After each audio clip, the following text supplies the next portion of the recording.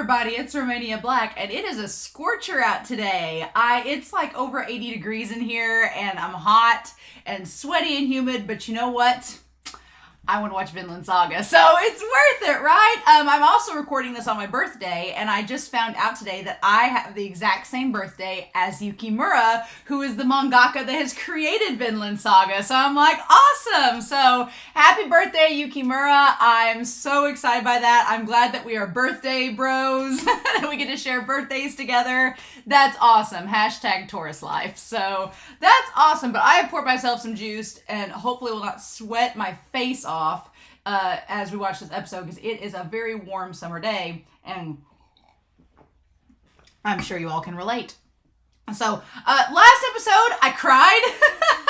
I cried, tears were shed. It was an insanely heartfelt episode, and Gardar is now dead, which is sad. And Arnheid, is she going to be taken back to where we will be able to see her? Is she going to be taken away? We don't know.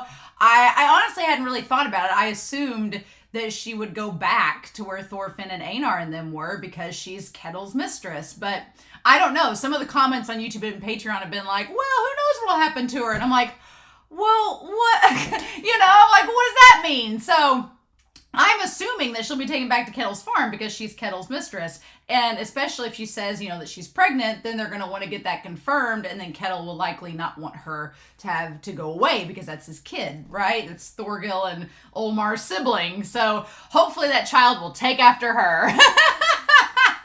If it makes it, because Canute is on his way there. Will Canute get there before Leif and the others? I don't know. We don't know at this point.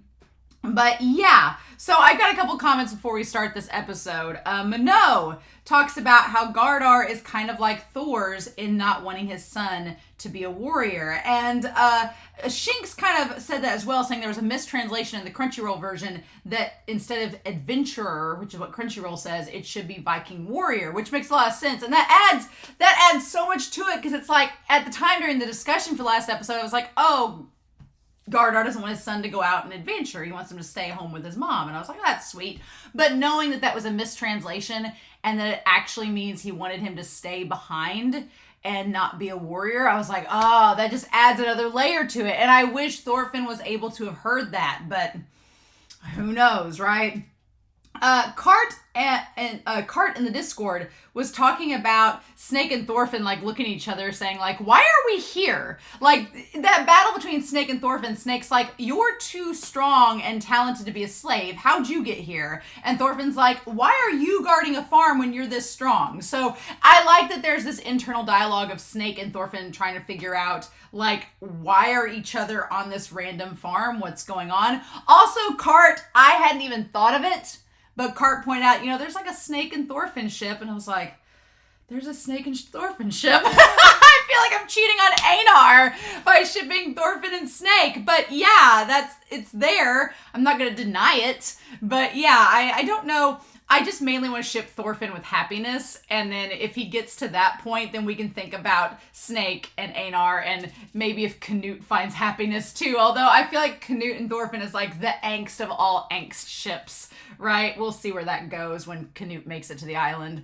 If Thorfinn and them are even still there. We don't know. Maybe Leif will get there and get them off the island before things go crazy. Who knows? Minot pointed out that it has actually been, as of the time I'm recording this and it's coming out on Patreon, it has been a year since I started Vinland Saga. That's insane. I literally started in May of 2022 watching season 1 of Vinland Saga. I watched it all through summer into fall, took a break during fall for 12 weeks and watched a series, and then came back to Vinland Saga in January. So isn't that wild? I feel like I've not been with this series that long, so it's kind of crazy to me that it's been a whole year. So thank y'all for joining me on this quest. I'm really hopeful. I've seen some people talk in the Discord of oh, well, when they get to season 3. That phrase right there makes me so happy, because I'm really glad they were talking in the Discord about how this series has gotten really popular on TikTok and things like that. I'm ancient. I don't use TikTok. I have a TikTok, but there's nothing on it. I haven't updated it in months. But I'm glad that this show has gotten popularity because I want them to continue. I know people have said the manga is close to being finished. I would love for Mappa or any company to just take this series and complete it. I feel like they've done such a good job animating it that it needs to see future seasons. Like, I hope that they keep this up. I hope the popularity continues and it's able to keep up and become a thing because I love this series so very much.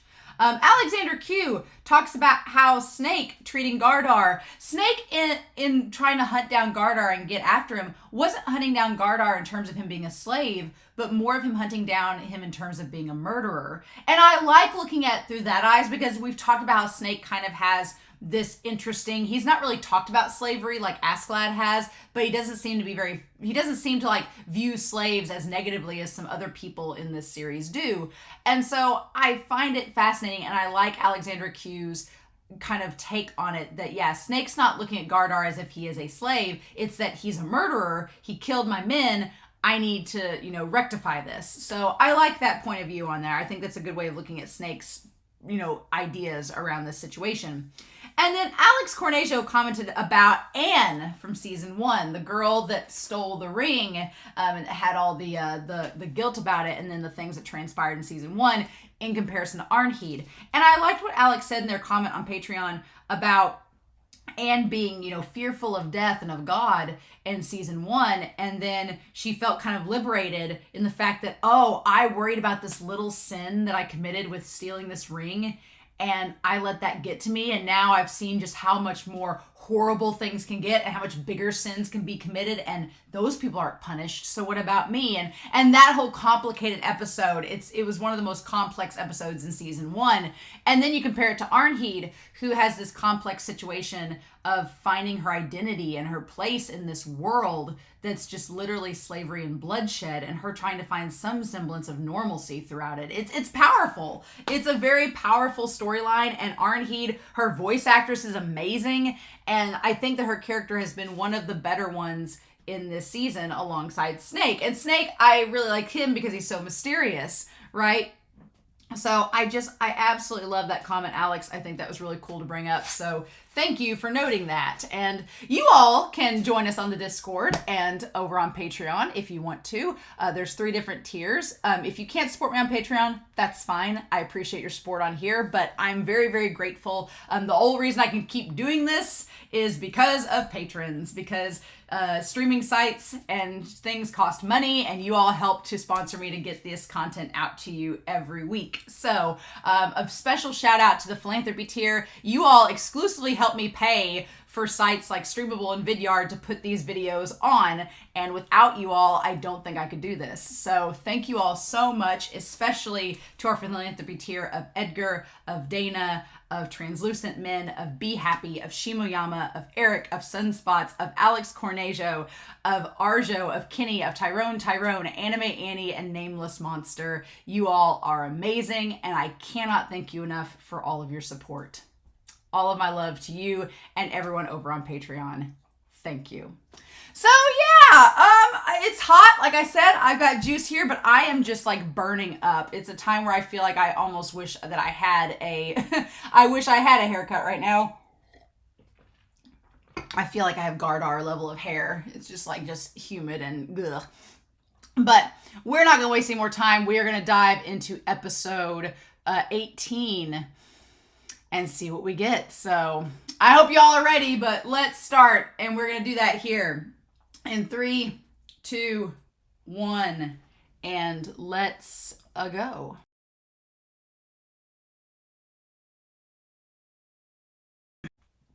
I was going to make a Happy Mother's Day joke, and it seemed in really poor taste. So I stopped right before ending the reaction, but I just had to get off my chest. Oh my God! Oh, ooh, this episode was hard to watch. This episode was really hard. Oh my God. Well.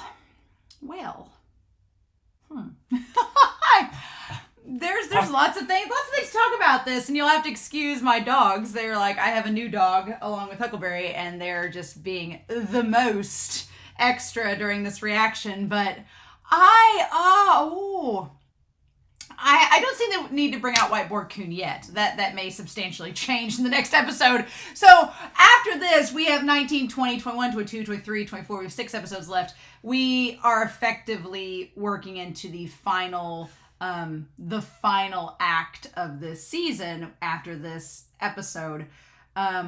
You can definitely tell. It feels like everything's coming to a head. Canute's about to show up. Leif is desperate to get Thorfinn and Einar out of there. Arnheid's not going anywhere. It's a problematic situation. And on the one hand, I want Leif to like take Einar and Thorfinn and be like, let's go before they get here. Let's leave. How about we leave? And so, but I don't think that's going to happen. I think Thorfinn and Einar are going to stick around and see Canute. They're going to see Canute and that's going to be a confrontation for the end of the season because we've been building up all season for it to happen. So you know that they're going to see each other and possibly have a conversation. The question is, what's going to happen? Are they going to fight each other? Are they going to talk to each other? How's this going to work?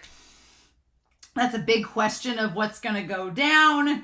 And then the question is, well, what happens afterwards? If they do face each other, are they going to talk it out and then Canute's going to bypass Thorfinn and just carry on with the battle? Or is Thorfinn... I don't think Thorfinn can talk no jutsu Canute out of battling Ketel's farm. I don't think that's going to happen. But is Canute going to let Thorfinn go? If Thorfinn talks with Canute and things go awry and then Canute's like, yeah, thanks for that conversation, but I'm still going to do my thing. Is Thorfinn going to leave with Einar? I could see in the scuffle.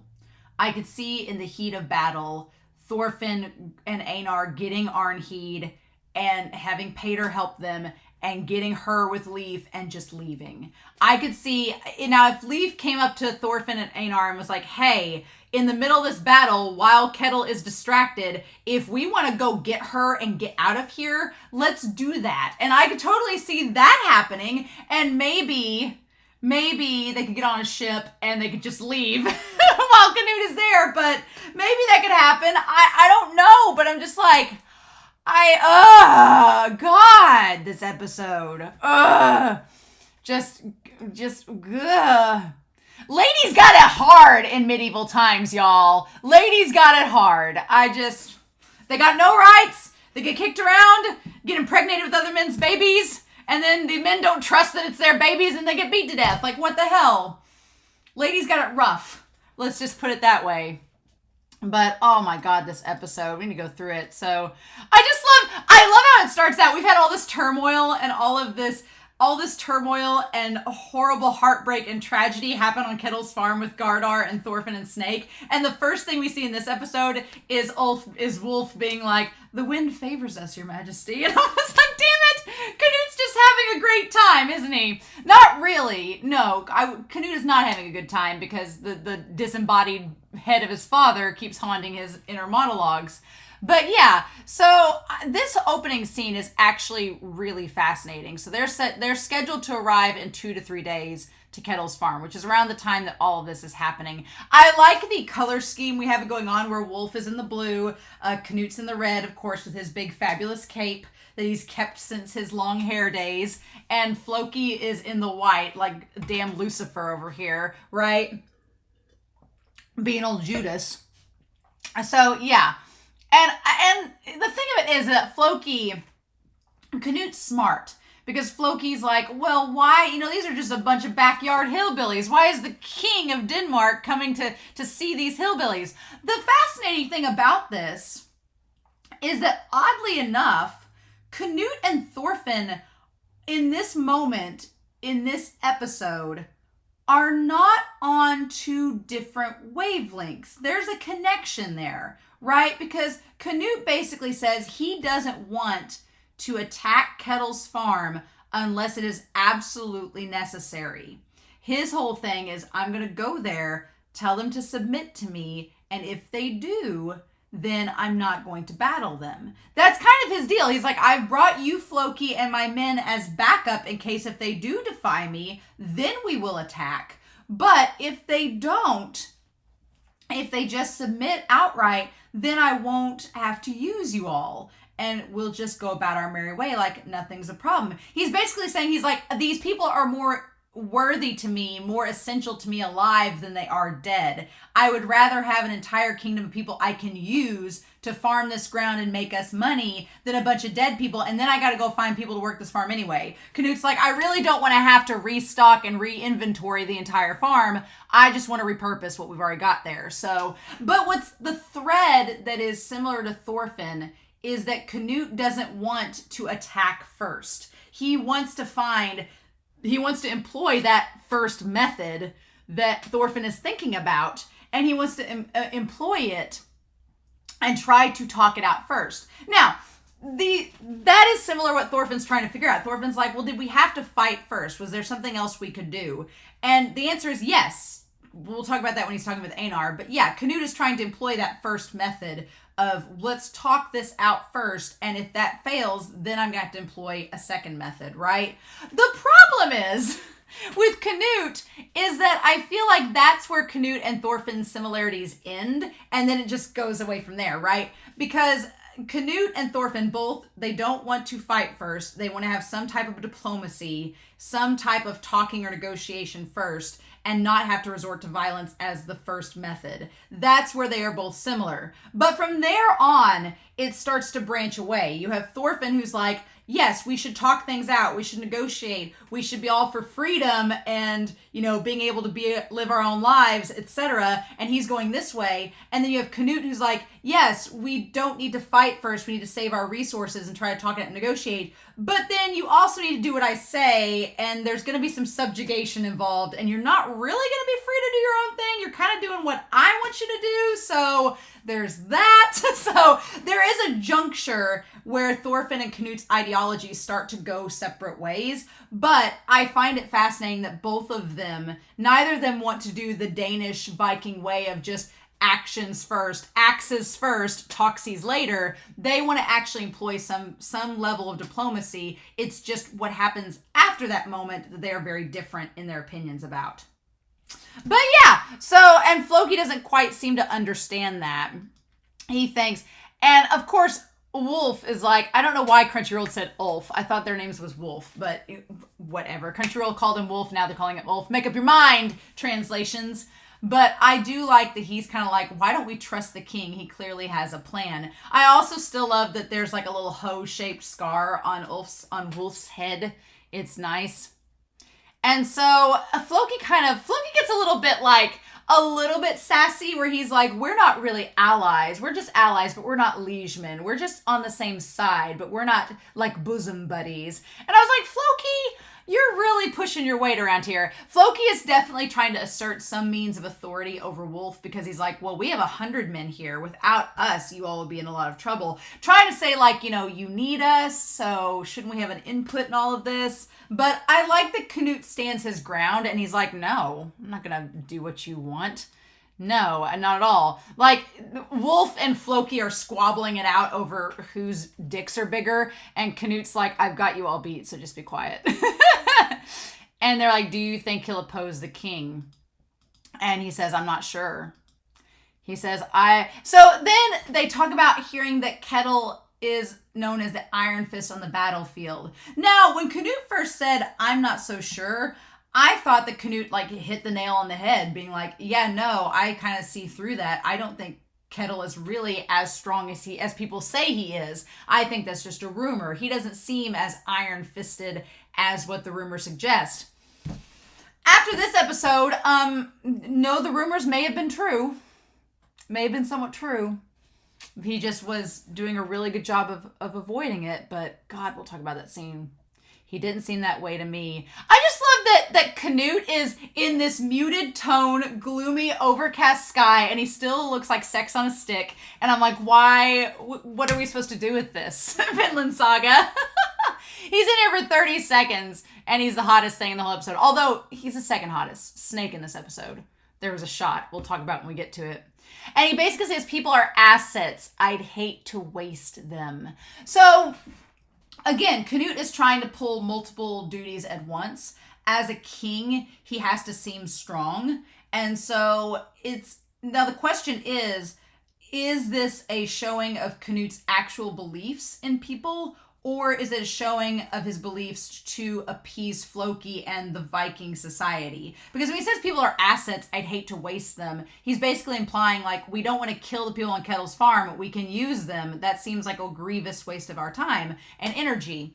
The question is, does Canute actually believe that? Does he just view people as assets and that they're just for him to use and he doesn't want to waste them? Or does he actually, under the surface, have compassion and view people as more than that, kind of like Thorfinn, but he's only labeling it as such because it's in front of Floki and Ulf, and he's trying to appear a certain way to appease the Vikings? That is the big question, because Thorfinn pretty much wears his heart on his sleeve at this point. Like, and he always has. Thorfinn's always been emotional and wore his heart on his sleeve. What you see is what you get with Thorfinn. There's not a lot of mysteriousness with Thorfinn. There just isn't, right? He is what he is. And that's kind of the charm of Thorfinn, especially in season 2, is that how you see him is what you get. And so when he says something, he means it. But Canute is so layered and mysterious, and you don't know what he truly believes, that the question is, does Canute actually believe what he's saying? When does he believe what he's saying? That's the better question, right? So it's kind of fascinating to see what he's thinking. It would be best if Ketel's family submitted to the king's authority. But we've just spent the last 6 episodes talking about submission and the human condition and the human spirit, and how humans can only take so much submission and then they bite back, right? So is this going to be the moment that Ketel's farm bites back? It seems to be. So then, and Floki's like, that's why you're going there in person. He's like, but they've committed a great outrage against you. He's like, shouldn't we make them an example by punishing them? And Canute says, I intend to show no mercy if they defy me. That's another big difference between Thorfinn and Canute. I feel like Thorfinn is trying to find a way to forgive and accept people and understand people with their decisions. Whereas Canute is kind of like, okay, well, if you don't listen to what I say and you don't appease me and you try to defy me, then I'm just going to destroy you. Like, that is a very big difference between Canute and Thorfinn. Like, again, they're sort of like teetering on this big parallelogram, but they're different. There's some distance there between their ideologies. And it's fascinating. And of course, when he says, I have no intention to show mercy if they defy me, we cut to the creepy father's head in the corner of the boat, just chuckling away like a damn horror movie trope. I just love that it's in the little corner in the shadows. Like it almost makes you think it's really there because only Canute would be able to see it. It's so creepy. I'm just like, oh my God. It's great. I love anytime we get to see, like, I'm just waiting for Canute and Thorfinn to be like face to face, and it's gonna be them like looking at each other, and internally there's gonna be Askeladd talking to Thorfinn and Sverkel's and Sven's head like floating above Canute. I'm just waiting for that. I'm waiting for it to happen. And Canute's just, trying to not pay attention to the chuckling father. A tailwind. The waves are tall, and the land we seek is far ahead. Just sitting over here spouting poetry, old Canute. I also find it interesting that now you have Canute has the scar that goes long ways, goes horizontal like this from Thorfinn, and Thorfinn has the vertical scar from Snake. Makes like a little cross when they're put together. Already hypothetically shipping Canute and Thorfinn, and they've not even seen each other for years since they were teenagers. So why am I shipping them together already? Because they thematically go together wonderfully. It's gonna be hilarious if they never see each other this whole series and we just ship them anyway. Why not? So okay, let's get past this. The OP where Thorgil's fighting and Ketel's like in a rage. That's all making a lot more sense now. It definitely is. I just want Thorfinn to reach the shore at the end of the season and be okay. The first method. Ugh. I cannot get over how Thorgil just shows up and just instantly is like, he shows up like a Disney. He shows up like Gaston, like from Beauty and the Beast. Like, let's go kill the beast. And the villagers are like, wait, what? What beast? What's going on? Like, what's happening? Like, he just shows up being like, get the men ready. We're going to battle coming in a few days. And they're like, we have fish. Like, I don't know what you expect us to do. Like, yeah, Snake and them were very adamant several episodes ago at the start of the season about how it would just take like 50 men to take Ketel's farm, and that's all they needed.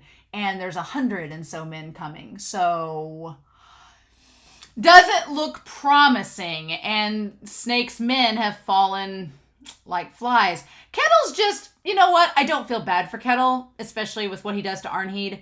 But at the beginning of this episode, I get why he's scared of his son, why he's scared of Thorgil. Thorgil just jucks him across in the barrel. And Ketel has been very distraught. Like, everything is coming to crash down on Ketel. His deal with Harold is now gone. His safety net that he's cultivated for decades is no longer there. It's dead. Canute has basically challenged him and wants his farm. He's committed an act of violence against authority. His son has killed someone, a soldier. Thorgil has killed other soldiers. So there's a lot of things going on. And Ketel's just like, everything is crashing down around him. And Thorgil's having the time of his life, getting everybody together to go fight this battle. And then I feel bad for Omar. Omar clearly wants no part in this at all. Omar has no interest in battle. He would really rather be anywhere else. I would love it if Omar escaped. If Thorfinn and Einar escaped, if Omar went with them. I would love that. I'd like Omar to get out of there. I don't know if that's going to happen. I could see Thorgil dying in battle. I could see Ketel dying in battle. I don't want Omar to die because I feel like Omar's character could be set up to be one that would follow Thorfinn. If Thorfinn was like, I don't think we should fight. I think there's another way. I wish we could just, do this thing and get away from the battle. I want Omar to be like, I'll go with you. Let's do that. I would love for that to be the case, for Omar to be the first non-slave person to like take up arms with Thorfinn and leave the island with them and Leif. I would freaking love that, but I don't know if that's going to happen, right? I don't know if that's going to be the case. And Thorgil wants Omar to stick next to him so that he'll learn about battling. But he's like, considering who we're up against, it might be our last battle. Isn't that exciting? Like, he has this very Thorgil mentality about it. The thing of it is, with Thorgil is so larger than life, and he literally is a large, giant-ass man, that I fully believed the hype that Thorgil was this invincible being. He just seemed like someone that could be in this battle and not get scathed. I don't get that impression from Thorgil, and maybe I could be proven wrong. Thorgil, I'm sure, will be an absolute monster on the battlefield, but there's just not, he doesn't have that larger than life quality that Thorgil has, that I believe Thorgil could withstand the battle. I don't get that from Thorgil, and I think Thorgil's gonna die. But who knows, right? Who knows? Who the hell knows? Poor Omar, though. He's like, aren't you pleased, Omar? And like, where I like the animation detail where, because his lip has been like crushed, you can see part of his teeth. It sticks out. That's such a great thing when he closes his mouth. You see part of his teeth.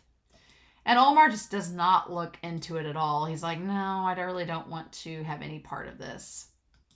And then Ketel, pull yourself together.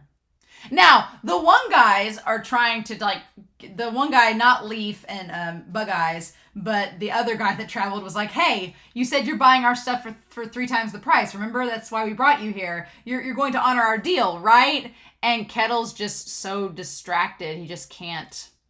He just wants to see Arnheid. And Leif just seems like this has been something that's all too familiar to him. He's like, I hope this is not a wild goose chase. I hope this isn't a wild goose chase for Leif. I want Leif to see Thorfinn. I want Leif to get Thorfinn and them off the island. Or if anything, I want Leif to like introduce Thorfinn to Bug Eyes. And for them, I could also see like a battle breaking out and Leif's like, come on Thorfinn, you and Einar, Arnheid, Bug Eyes, Omar, let's go get in the boat. Let's go. And then Leif gets attacked. We have an Obi-Wan Kenobi moment right before the boat leaves the island. And Leif like gets hit by Canute and he dies. And Thorfinn and Canute face off. And then Thorfinn leaves. And Canute's just like hair billowing in the breeze and suddenly is pining for Thorfinn. Let me have this, Vinland Saga. After all this pain you've caused me this season so far, let me have this. But I have a feeling that the pain is only starting and it's just gonna get worse. it's just gonna get worse. Oh my god. I also feel for Bug Eyes. Like, Bug Eyes doesn't look quite they animated him really nicely in this episode. His eyes aren't as apparently bug-eyed until we get to the Arnheid part, and that's what it is. But I like Bug Eyes so much because he's so genuine. He's like, don't worry, it'll be the real Thorfinn this time. I just want Leif to acknowledge that Bug Eyes is like his too. Like, I feel bad for Bug Eyes. I feel like he knows that he's like the second-rate Thorfinn. And I'm like, come on, Bug Eyes, don't say that about yourself. It's so sad, right? And Leif's like, I'll choose to believe that that's true. There's a really interesting concept in this episode about choosing truths. And it's not necessarily related to Thorfinn and Einar. I guess we could tie it into their conversation, but I think it's more related to Ketel and Leif. Leif chooses to believe that this will be the Thorfinn they're looking for. He does that every time, right? He chooses to believe that it is the Thorfinn that he wants to find, even when it turns out to not be the case. So he chooses that truth for himself to help him get by, right? And the exact opposite thing happens with Ketel in this episode, in that he's chosen to place trust in Arnheid, and then the wife tells him all these things, and suddenly all that trust is destroyed, and he chooses to not trust her. He chooses to believe it's a lie, that the child is hers, and oh my god, I can't. We're not even there yet. But, so, we get back to Fox and the others. We get some guy that looks like he's from Fleetwood Mac standing behind Fox. He looks like he's Stevie Nicks' husband, like right behind him, or ex-husband. I was like cracking up at his like bowl cut with the mustache. He looks like something from a 70s afternoon special. And they say that we've got 2 days to repair the walls. What walls? There's no walls there. There's nothing. Like, the moment they panned over to those sticks, like, just stuck in the mud by the rocks, I was like, oh shit, this is bad. Like, the entire watchtower and everything, the fort, has fallen in such disrepair because they've never been attacked. It's like they are just sitting ducks. They're just there, ready for Canute and them to come and wipe them out. Like, there's nothing there. It's not good. And I don't see things with the battle going well at all, because you have like 10 guys for Snake's army. Well, 10 guys can't exactly handle 100 men, right? We don't think so anyway. I mean, unless you're Thorgil and Askeladd level, maybe, but other than Snake, I don't think that's the case. And the farmhands aren't going to do anything. So it's not a good scenario. Nothing about it is promising at all. And Fox is like, yeah. I like the one time Fox opens up his eyes being like, we're screwed. There are not enough experienced soldiers on this farm. And so I wonder, it's like, just the other day we lost 5 valuable fighters. Yeah, so that just made the whole situation worse. Is the fact that Gardar killed those men. You know, Gardar would have been somebody that could have been a lot of help in this situation on their end, but he's gone. The 5 fighters are gone. So it's a bad case scenario. It's bad. And so we cut to Thorfinn and Einar, who are of course tied up, and them wondering what they're going to do to Arnheid. And I was wrong. I was wrong on so many counts. I thought Ketel was going to go crawling back to Arnheid. I thought he was going to talk to her. Nope. I was 100% wrong with what was going to happen. I was like, she'll be fine. She's great. Nope. He snapped, and it was not good. And Iron Fist Ketel came out, and it was really disturbing and scary. In the words of Bug Eyes, scary. But yeah, and Thorfinn's like, a lot of people have died, and she tried to escape. And Einar's like, well, he won't be too hard on her, will he? And I'm like, famous last words, Einar. Thank you for jinxing everything. And so Thorfinn's saying he was sorry, and Einar, because Einar had been running the last 2 episodes, so he didn't know about, he wasn't there for Thorfinn's fight. And he said, you fought Snake and his men on Arnheid's behalf. You even broke your oath. And Thorfinn kind of like, he kind of like flinches at that. which makes me think that Thorfinn's like trying to revise his oath. I think that flinching is Thorfinn being like just saying I'm never going to fight anybody. What good will that do, right? What good will that do? Because we've seen how Arnheid, who up until she went to release Gardar, like her not fighting and submitting, we saw what that did to her. Like it destroyed her from the inside, right? It just completely trashed her spirit.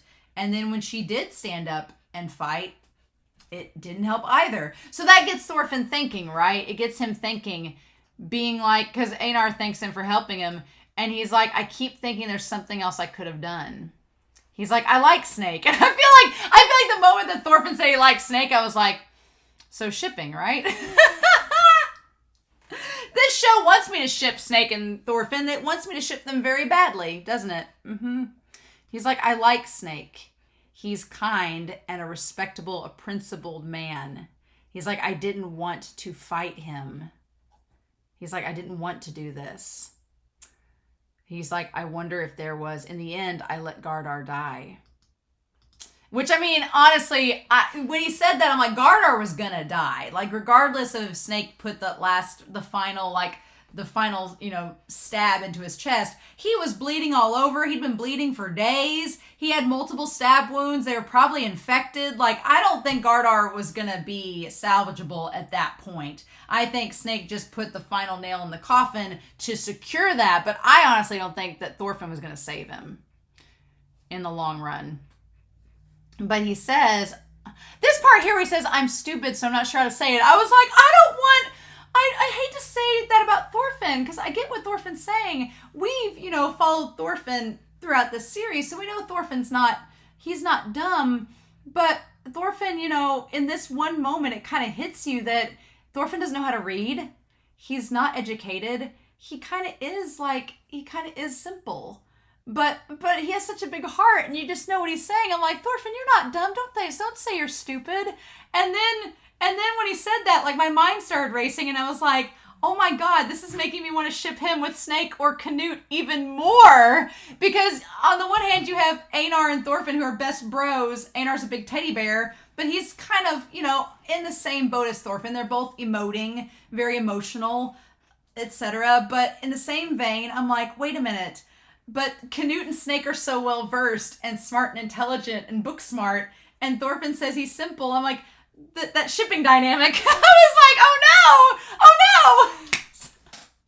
I just picture Canute with like the Studio Ghibli meme where he has like the bonnet. Canute has a little bonnet on his head, and he's like, "You're dumb. I like that in a man." Like I just feel that ship. I feel it now. But I felt so bad for Thorfinn. I'm like, you're not stupid. What Thorfinn's trying to say, even the most intelligent person would have a hard time articulating it. It's like, no, sweetheart. But him saying, I don't know how to say it, but I wonder if there wasn't a better way. And the answer is yes, there was a better way. There really was. Did so many people have to get hurt? No. Did people have to lose their lives? No. He's like, there had to have been... He's trying to figure out, he's like, did I try to find a way to avoid that? And that's the thing. Like, when he was listening to Askeladd in the monologue, Thorfinn was not trying to find the way. The Askeladd in the monologue was convincing him to fight. And Thorfinn's kind of lamenting not battling Snake and breaking his oath, but lamenting the fact that he didn't try to find another way to avoid it first. That there should have been another method employed before he got to that point. Right? That's the whole first method. There should have been something done other than the violence. And Einar's like, there wasn't one, right? He's like, all the guests that died, Snake wouldn't back down. And it's like, was that totally the case, though? Thorfinn's like, violence should be a last resort. Which is true. I agree with that. Yeah. It should be a last resort. He's like, I wonder what the best option was, though. Like, what was the best thing to do? Did I do what was best? Did I actually employ that? What should have been tried first? What was the first method we should have gone with before the violence? He's like, I want to learn to find that first method.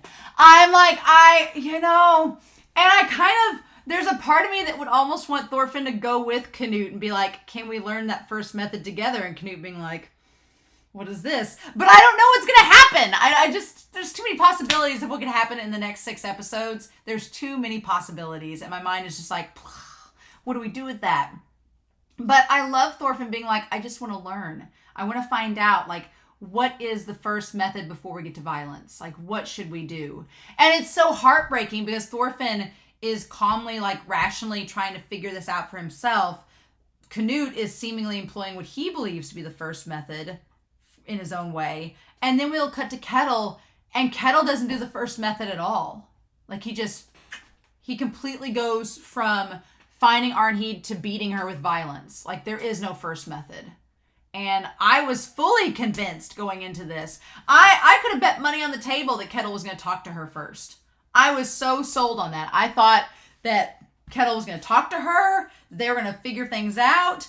I thought he was going to talk to Arnheid, and she was going to explain the situation, and then he was going to take his frustrations out on Thorfinn and on Einar. That's what I thought. But no, he abuses Arnheid instead. And I'm like, damn it. I was rooting for you, Ketel. We were rooting for you. Can't say I'm rooting for him now. Nope. But, oh my God. I feel for Thorfinn because he's trying to figure things out. He's like, there's no person who deserves to be hurt. And he's like, I need to figure out, like, what to do. And I love that Einar agrees with him. Like, Einar is truly Thorfinn's first follower. Einar is the first follower of the House of Thorfinn and his first his first Methodist church. The first Methodist church of Thorfinn. You know, why not? But then Ketel going to find her, and like the stove and everything's cold, and you know these kind of unhinged, they do like the little visual symbolism of him knocking over the vase and not thinking about it. And so I'm gonna say it I'm gonna play devil's advocate. I kind of felt for his wife a little bit in this. I did. She obviously doesn't like Arnheid. She doesn't like what she represents, and I'll try to play devil's advocate for the mistress. I will. Because, you know, she sees Ketel, and when she sees him, she's like, oh, you're back early, dear husband. Like, she's gathering wood. She's doing the work. Here's the thing. She sent Arnheid away. She doesn't like Arnheid. And in going through it, I don't blame the mistress for not liking Arnheid. Because Arnheid is a representation of Ketel not loving his wife. Like, he doesn't love his wife. He wants to be with Arnheid. And I'm sure people in the comments will be like, his wife's ugly. She's a hag. But I'm like, you know what? She's a human too. And she probably does love him. She had 2 kids with him. You know, she had Olmar and Thorgil with him. And he doesn't love her back. And she's just like bitter about it. And I kind of don't blame her for being bitter. I don't blame her for not liking Arnheid, because Arnheid's this beautiful woman that is constantly in her face reminding her that her own husband doesn't love her and that he's taken up with this slave instead, with this other woman. And so I don't blame her for that. And Arnheid's so nice and doesn't have a choice that I'm sure she feels kind of resentful for that, where she's like, and this girl's a slave and she's somehow taking everything fine on the outside. So I get that. And so I will give the mistress this. When she sent Arnheid away because she didn't want to see her anymore, she's doing the work herself. She didn't get another slave. She's doing the work all by herself. Good for her. I'm glad for her. And she doesn't immediately start out by saying what Arnheid had done wrong. She greets him first, like, oh, hey, you're back early, dear husband. And he just completely ignores her. She's like, I heard King Harold passed away. She's trying to make small talk with Harold, with Ketel about Harold. And it doesn't mention Arnheid at first. And he just completely walks by her. And she's like, dear. And instead, she hears him call out for Arnheid. And she just goes, being like the shame. And that's when she jumps in. Now, she does say the shameless slave has been tied up and thrown in the stable. And talks about how she caused trouble while you were gone. She was plotting to escape. What a truly ungrateful slave. Now, for all the mistress knows, that is what the mistress knows. She doesn't know about Gardar. She knows that Gardar was her old flame and he came to get her. She's right about that. She's right about Gardar killing the slave. She's right about Thorfinn and Einar helping. She's correct about all of those things. The one thing that, though, that she doesn't know for certain that is a half-truth is she was plotting to escape. Arnheid was not plotting to escape. She did not want to leave. But then she didn't want to leave her husband. So she did escape with him. So it's like, it's not wrong, but it's also not right. But that word escape is the trigger for Ketel. And so while I can completely understand where the mistress is coming from and why she feels this way, and I get it, it's still like, what sucks so much is that little half-truth about plotting to escape is what throws Ketel into a spiral. And if she hadn't have said that, would Arnheid have ended up the way that she did? I don't know. But so it's like I get where the woman's coming from, but damn, she causes some problems. And he's like, Arnheid tried to escape. And I like that in the flashback of Gardar, like where she says the old flame came to the farm to lead her away. He looks really good in the flashback. Like Gardar looks amazing. I'm like, the mistress's view of Gardar is actually hilarious. Like, and how good he looks. It's like, okay, but Ketel just can't. He can't stand the idea that she tried to get away from him. And that's what breaks him, is that he's like, everything is slipping through my fingers. He's like, and the idea of her escaping from him.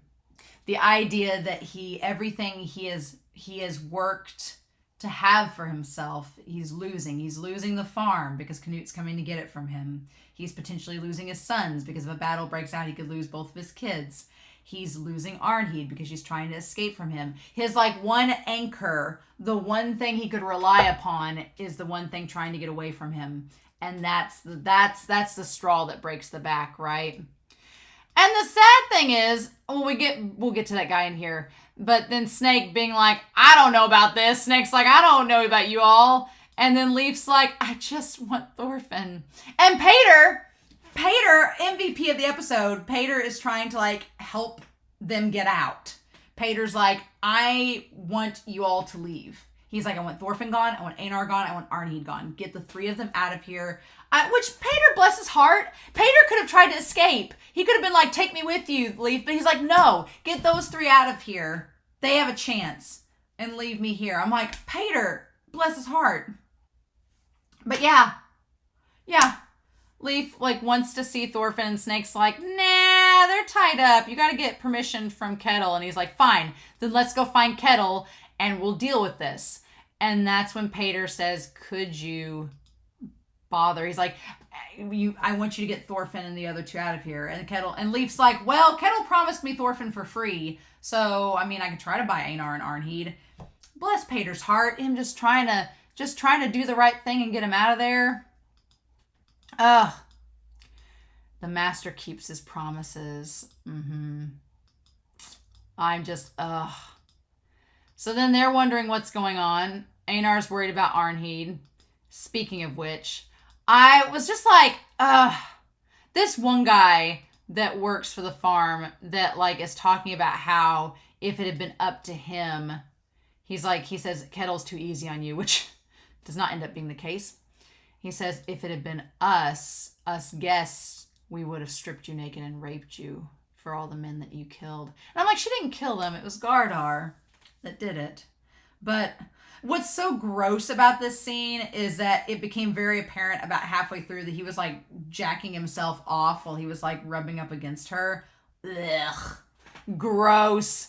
I'm like, why? Just why? Because yeah, he like gets all up on her.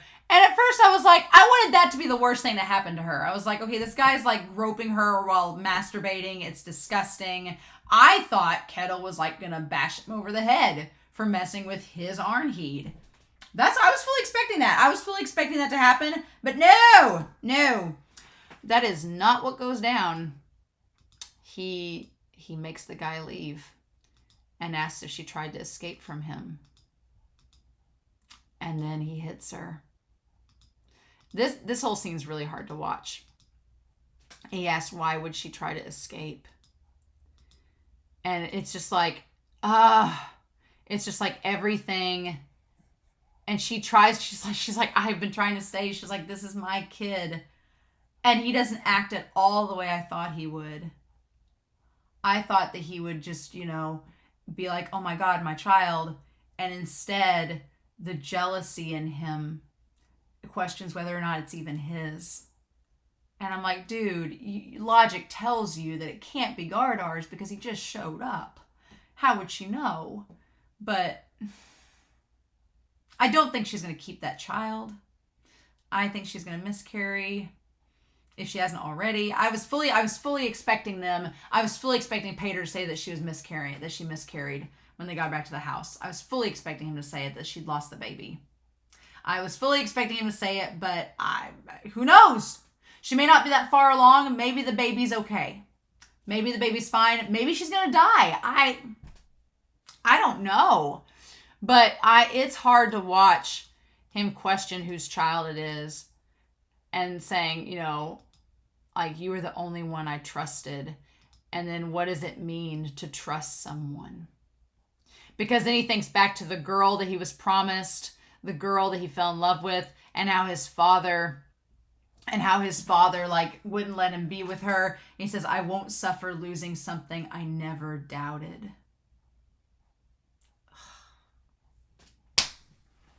It is. And the horse is neighing. It's so hard. And that shot of Snake. This series, they decided, no, we're going to make Snake be the best looking thing in this episode. So that look on Snake's face where he's just like, dude, because he knows that she's probably due. He knows that it's Ketel's. He knows that she doesn't deserve to die, but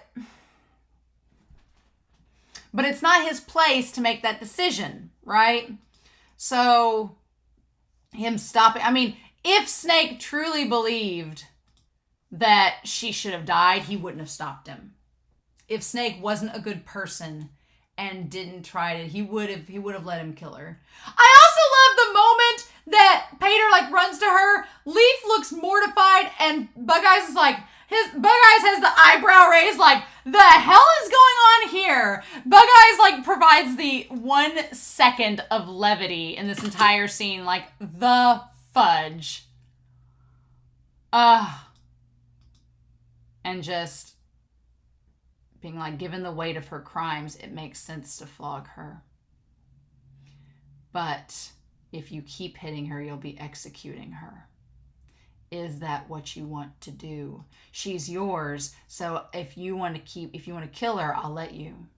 Like, God, Snake. But the way that Snake phrases that is like a way to calm him down without taking control from Ketel. It's Snake's using a little psychology there, being like, okay, I'm not telling you what to do. I'm just reiterating what is about to happen. If you're okay with that, I'll let this stick go and you can keep hitting her. Your choice.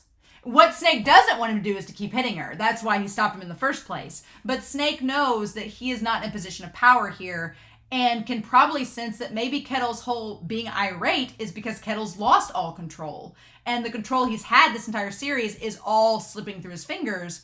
And so Snake's like, okay, I can't try to take more control from Ketel because that will make the situation worse. So I'm not going to do that, but I'm going to stop and make you take a breather before you decide to move any further. And God, it's bad. Oh. And then Ketel looking down at her. Oh my God. Oh. Just a brutal expression. And poor Peter. And yeah, I like that Bug-Eyes is like, the fudge. Like, his phrase, scary, is like the one bit of levity. I'm like, Bug-Eyes is just here. And Leif's like, well, we're not going to beat around the bush anymore. So, can I get these slaves while we're all here, standing here, talking about this? Can I get Thorfinn and Einar and Arnheid? And he's like, I want to buy them from you. I love that Leif doesn't even hesitate. Like, Peter had been asking him, like, tentatively, like, hey, think about it if you want to buy these. Because, they're slaves. They're going to cost Leif money. And Leif doesn't even hesitate. Leif sees what he does to Arnheid and is like, hey, let me take them, please. And then Ketel, you can take Thorfinn and Einar wherever you want. But that woman belongs to me. Oh, I hate it. I hate it. I'm like, what good does that do you? I hate it because I didn't want to think of Ketel as someone abusive like that. I didn't want to think of him like that. I was giving him the benefit of the doubt this whole series. I was like, Ketel's not a bad guy. He's treating Arnheid really good.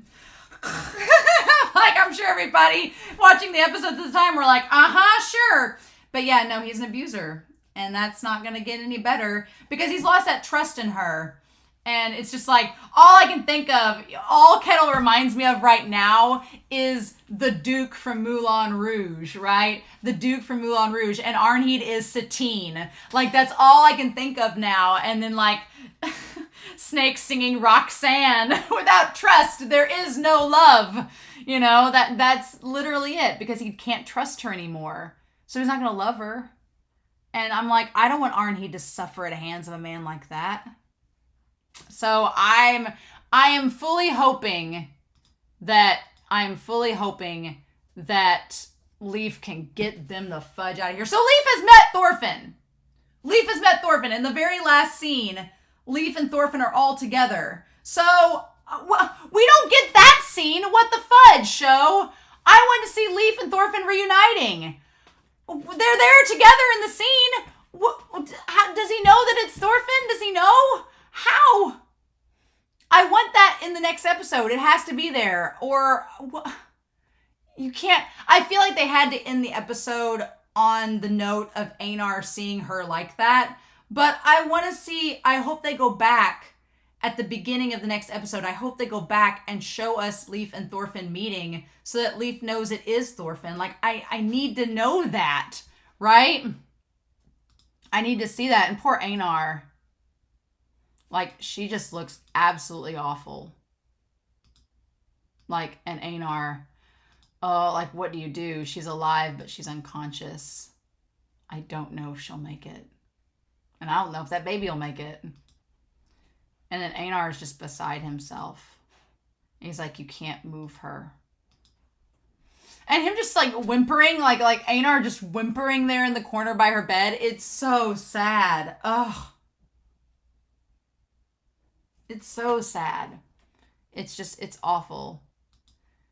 And he's like, they won't get away with this. They're all thieves. Oh. So, and then poor Einar, like, crouched beside her, like, at the bed, at the foot of the bed. And then we do see Thorfinn standing, we do see Thorfinn and Leif standing next to each other, right? And they're like, don't touch her, Einar. Yeah, like, Leif's there with, where was this reunion? I wanted to see this happening, damn it. Okay. I'm going to see if it happens next episode. I wanted to see this reunion and for Thorfinn to react to Leif, but there's all this stuff with Arnheid going on, so maybe we'll backtrack next episode and see that. We just had to end on this note. And then Ketel saying, like, they're all trying to take it all from me. Like, he's just delusional. The thieves won't get away from this. And so he pulls out the sword. What does this? He's like, I'll punish them. So it says something there. What does that sword say? I'm going to find this sword and get it. I want to get like right as it's being pulled out. It says a word on it and I want to see what that word is. I'm sure we'll see it in the next episode, but I want to know what it is. When he says, I'll punish them, I want to find it. Okay, because he pulls the sword out. Okay, Vilbert, right? Yeah. Even if it's the king. So, yeah, Vilbert is the name of the sword. Interesting. Oh, my God. So yeah, Ketel is all ready for battle now. He's like, they're not taking my farm from me. They're not taking my woman from me. They're not doing anything like that. I just want to go back and see Thorfinn realize that it's Leif, but I guess we have to wait for the next episode for that. So there are so many options as to what can happen with these people. Like, what is going to happen? There's so many options. I'm like, what's going to go down? Like, there's just so many options. Like, is Leif going to be able to get out with Thorfinn? Is Leif going to die on the island? Is Canute and Thorfinn going to meet up? What are they going to do with Einar? What's going to happen with Arnheid? Are they going to try to get her off the island while the battle's going on? Because if they leave her on the island, she's dead. Like, they're going to kill her. Like, that is 100% what's going to happen. If they don't get her off that island, she is going to die. And maybe she'll die before then. What is Snake going to do? What's going to happen? Is it going to be like Snake versus Wolf? I don't know. Snake versus Floki? I don't know.